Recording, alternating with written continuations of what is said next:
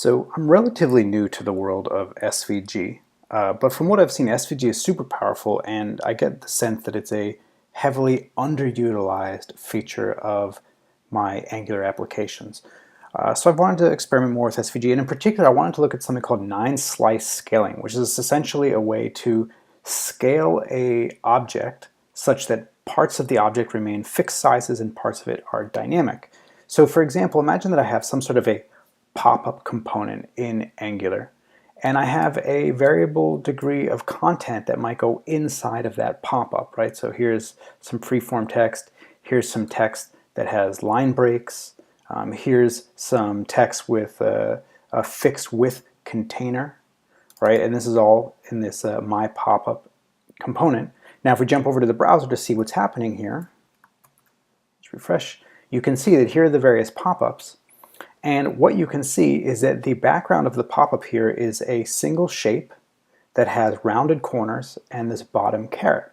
And what you'll notice is that the corners and the caret are in a fixed dimensional state, meaning that they don't stretch or skew as the size of the pop-up changes.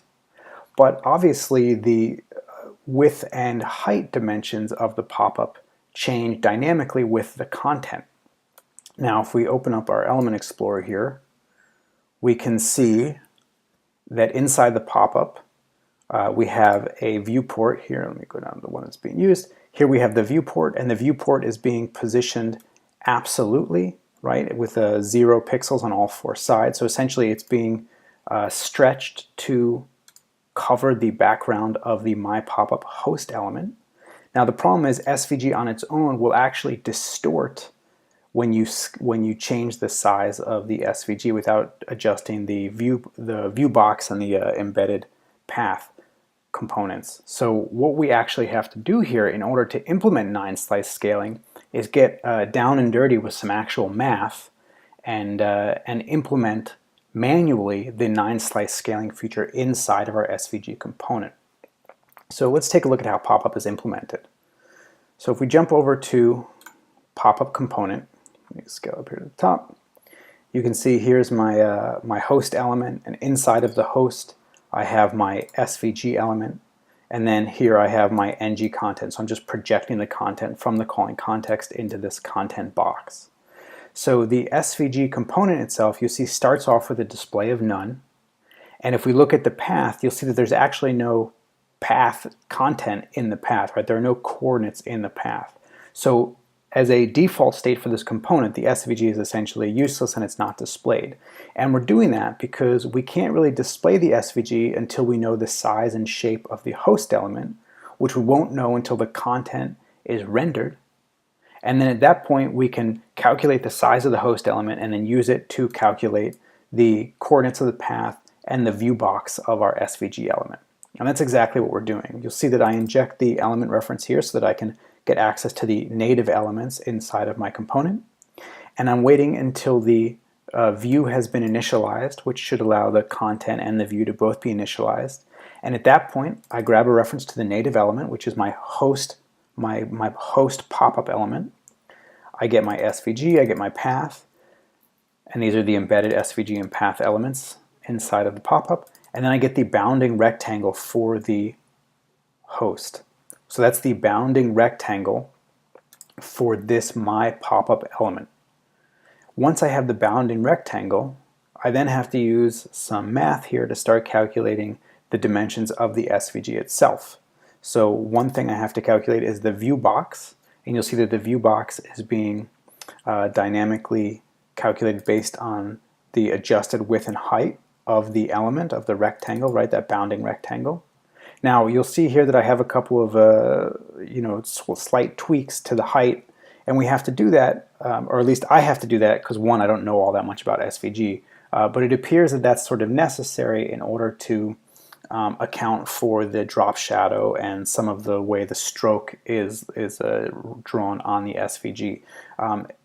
I was finding at first if I didn't give the view box enough of a sort of padding around the coordinate system that the SVG element would start to clip aspects of the embedded SVG elements.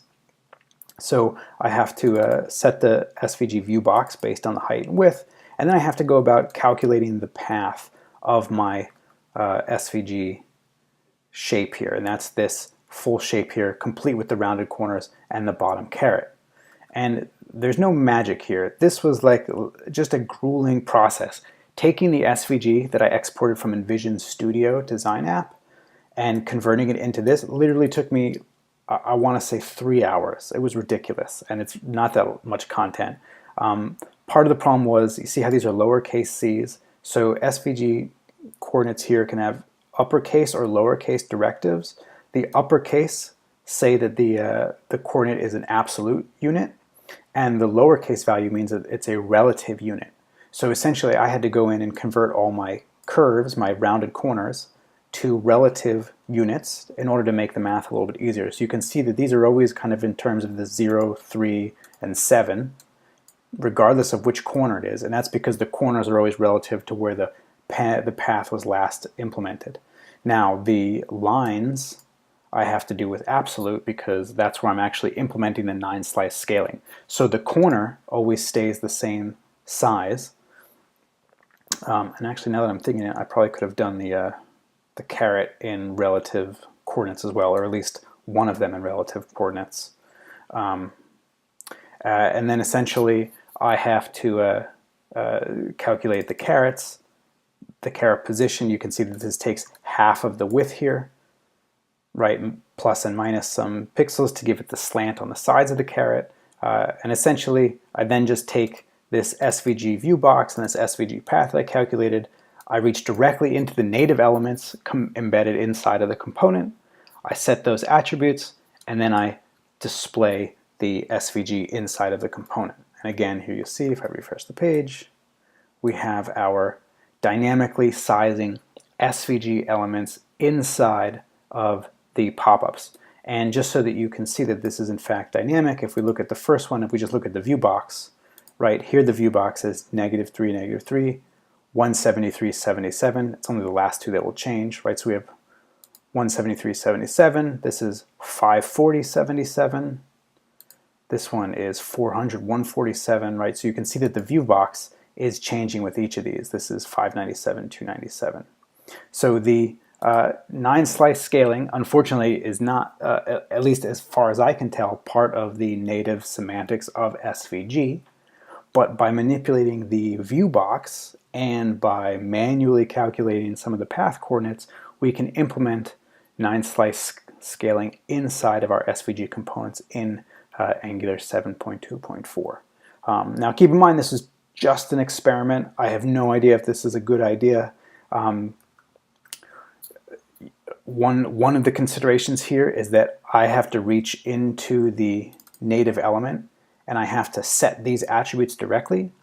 If I had tried to do something here where, like, for example, I could have tried to do attribute D, right, and said like SVG path, I could have tried to do that, but the problem is that we're calculating this value based on the change of the content as part of the change digest, right, because the content is checked as part of the change detection, and then I update the path based on the rendered dimensions of the element. We get those errors about the fact that the view model has been changed after it was last checked, which you're not supposed to do in Angular. So to bypass that changed after last checked error, I'm just taking this out of the declarative approach and I'm using an imperative approach, and I'm setting the attributes specifically inside of the change detection hook. So again, just an experiment. I don't know if this is something that would scale well, no pun intended, with the size of the application. But it seems to do what I want it to do, and if nothing else, again, it just underscores some of the power of SVG and the fact that I probably underutilize SVG in my Angular applications.